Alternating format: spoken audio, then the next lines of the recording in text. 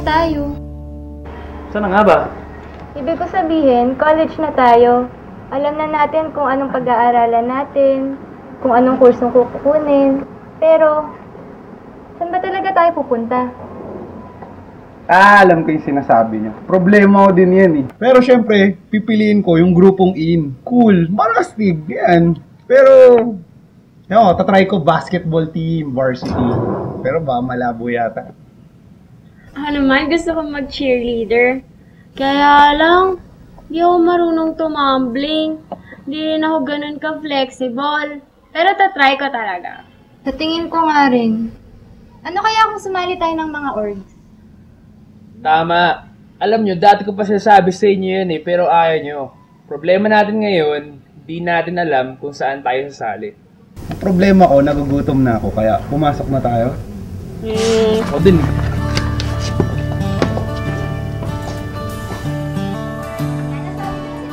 Hindi na tayo. Okay na lalaro. Magpa-reserve na ako ng board. Next week may tryouts. Kailangan ko ba mag-tryout? Uy, sarap lang. Oo, mag-reserve ako. Salamat, luto ng mama. Sarap din nun, Uy, dessert. hi Tito! Tito ko, bunso ng sila Papa. After grabe na po. po. Ay, ito po. May pinagkakabalan tayo ah. Nalilito kasi kami dito eh. Kasi po kanina, nag-uusap kami, hindi namin mapag-desisyonan kung anong group or organization namin sa college. Tama. College na pala kayo. It's actually a very crucial stage in one's life.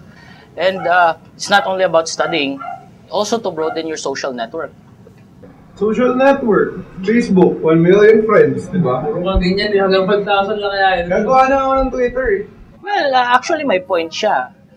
Just like Facebook na may mga groups doon, in universities and colleges, meron ding mga groups or organizations, but it's not that easy. Na-click lang, kasali ka na.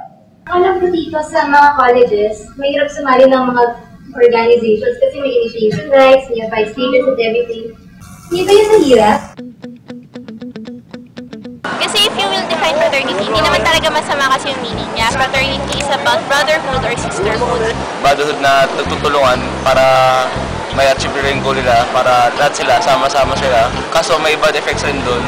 Kasi minsan yung brotherhood, yung sa violence eh. Fraternity involves madaming away, medyo madaming gulo.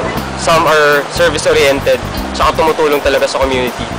Di naman siya masama kasi meron tayong mga sa government, di ba? Na makasal din sa frat.